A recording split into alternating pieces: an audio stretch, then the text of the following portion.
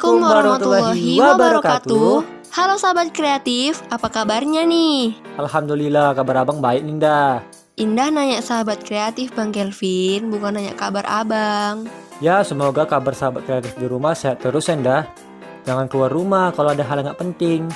Namun, jika harus keluar rumah karena ada urusan mendesak, tetap harus menggunakan masker ya sahabat kreatif. Hari ini kita bakal bahas apa nih dah? Hari ini kita bakal bahas tentang dunia reporter. Pasti sahabat kreatif di rumah udah gak asing kan dengan kata tersebut? Ya pasti dong dah, yang pekerjaan kan itu kan bisa mewawancara orang-orang besar. Betul sekali Bang Kelvin. Reporter bertugas memburu dan meliput berita, hingga kemudian merangkainya menjadi suatu tulisan yang enak dibaca ataupun didengar halayak publik Bang Kelvin. Tumben Indah pinter, abang juga gak mau kalah nih. Saya tambah ya sahabat kreatif. Biasanya reporter TV itu tidak bekerja sendiri. Ada seorang kamera person atau juru kamera yang biasanya ikut menemani dan merekam suatu kejadian. Jadi hari ini sudah ada Kak Wanasari yang bakal cerita tentang pengalaman beliau sebagai reporter Bang. Wah, sahabat kreatif di rumah penasaran pastikan dengan beliau. Kalau gitu langsung saja kita panggil Kak Wanasari untuk berbagi pengalaman dengan kita.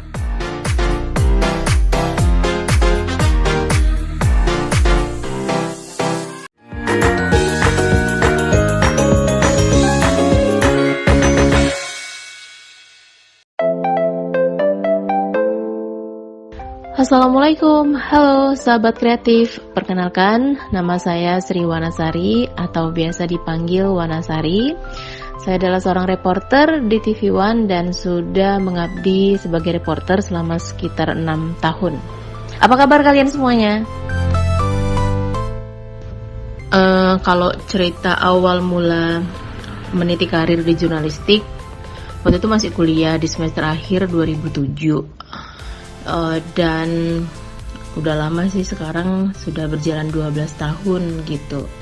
Dari level yang sangat bawah sekali, waktu itu jadi stringer beberapa bulan, kemudian diangkat jadi kontri, terus 2014 diangkat jadi reporter, dan tahun lalu jadi asisten produser.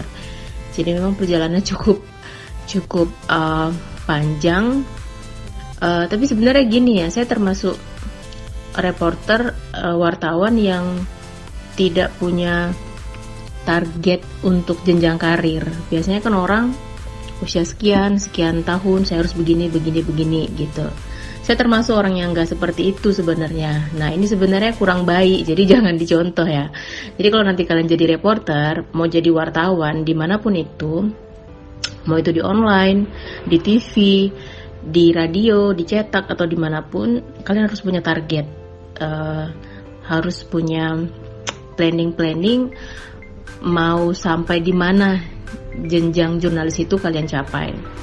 Nah, karena saya termasuk orang yang tidak mengukur jenjang itu, usia sekian harus seperti ini, tahun sekian harus seperti ini, enggak. Tapi alhamdulillah saya sampai pada titik ini dan saya sangat bersyukur sekali. Kalau bicara perjuangan, memang nggak mudah.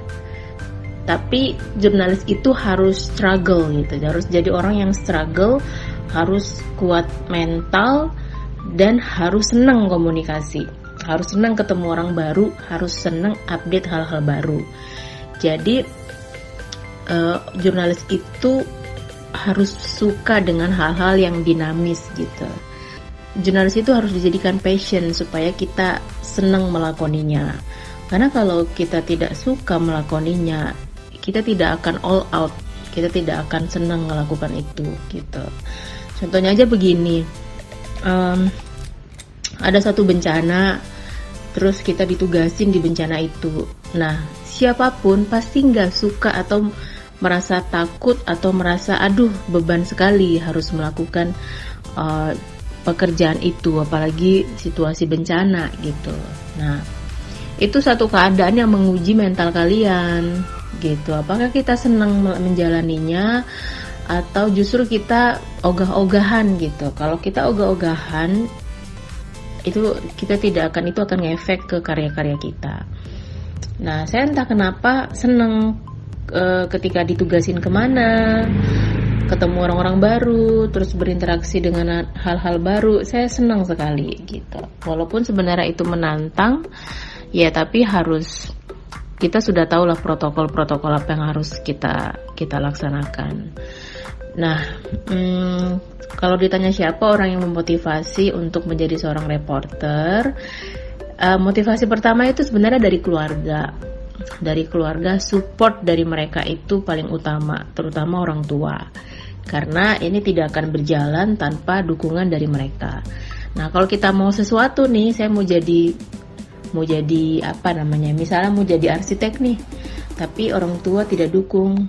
Aduh, nggak usah, ibu nggak ridho, atau papa nggak izin, atau aduh nggak usah lah, jadi ini aja gitu. Nah, kita tuh ngelangkah itu akan setengah-setengah gitu loh. Jadi motivasi utama saya itu adalah keluarga.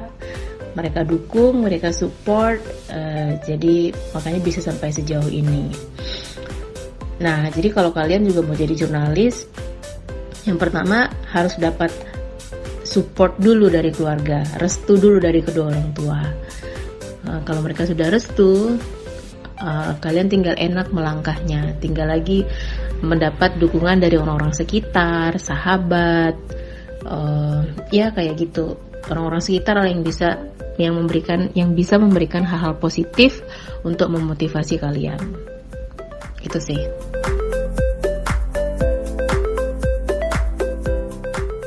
Di TV juga diberlakukan untuk pos-pos wilayah liputan ekonomi, hukum, politik. Nah, bedanya kalau di media cetak atau online, di daerah mereka masih ada yang pos seperti itu, terutama ekonomi, kriminal, itu beda-beda orangnya. Tapi kalau wartawan TV yang di daerah itu mereka tidak diplotkan pada satu rubrikasi tertentu. Nah, jadi mau itu liputan ekonomi, liputan hukum, kriminal, politik, itu tetap digarap oleh wartawan yang TV terutama yang reporter seperti saya.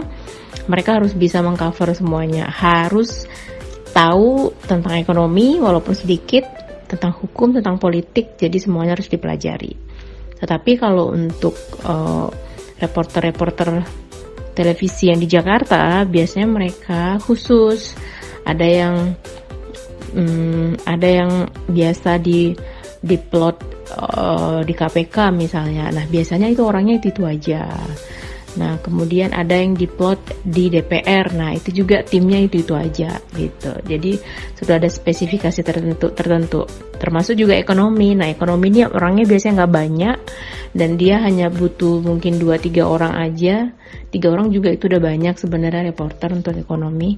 Malah di TV One itu ekonomi tuh kayaknya hanya 1 atau 2 gitu deh. Yang betul-betul paham soal ekonomi dan selalu disuruh liputan tentang ekonomi gitu. Karena kan liputan kayak misalnya ekonomi, dia tuh nggak butuh orang banyak tapi dia harus tahu detail gitu. Termasuk yang soal KPK. Di KPK itu mereka harus tahu histori kasus-kasus yang pernah ditangani KPK di situ. Nah, termasuk yang DPR juga. Jadi seperti itu, sudah ada plotnya masing-masing. Kalau di daerah, reporter TV all in. Nah, bahasanya kayak all in kayak gitu ya. Jadi satu tetapi harus semuanya dikuasai. Gitu sih. Jadi jurnalis tidak harus memiliki background jurnalis atau komunikasi, tetapi bisa dari latar belakang pendidikan apapun. Mau itu bahasa Inggris, bahasa Indonesia, PPKN, sejarah, matematik, ekonomi, hukum, politik, apapun bisa. Banyak kok reporter yang berangkat dari latar background pendidikan yang berbeda-beda. Banyak banget. Jadi tidak harus jurnalis atau komunikasi. Wah, banyak sekali ilmu yang kita dapat ya Bang. Abang juga baru tahu kok pekerjaan reporter itu bisa sama jurusan. Abang dulu berpikir untuk menjadi seorang reporter itu harus mempunyai background pendidikan jurnalis. Dengar cerita Kak Wana, Indah jadi ingin menjadi seorang reporter seperti Kak Wana. Nah, pasti sahabat kreatif di rumah masih pada penasaran kan mengenai dunia reporter TV? Pastinya dong dah, apalagi Kak Wana belum menceritakan pengalaman yang seru saat bekerja di lapangan. Dan abang juga penasaran sama video yang sempat viral itu dah. Yaudah, jangan lupa untuk episode selanjutnya ya sahabat kreatif.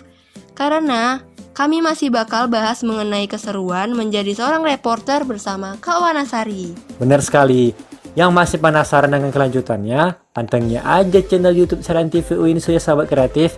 Pastinya di jam yang sama. Kalau gitu, saya Ina Mafiza dan Muhammad Kelvin Latif pamit undur diri ya. Sampai jumpa di episode selanjutnya. Tetap jaga kesehatan, sahabat kreatif. Bye-bye.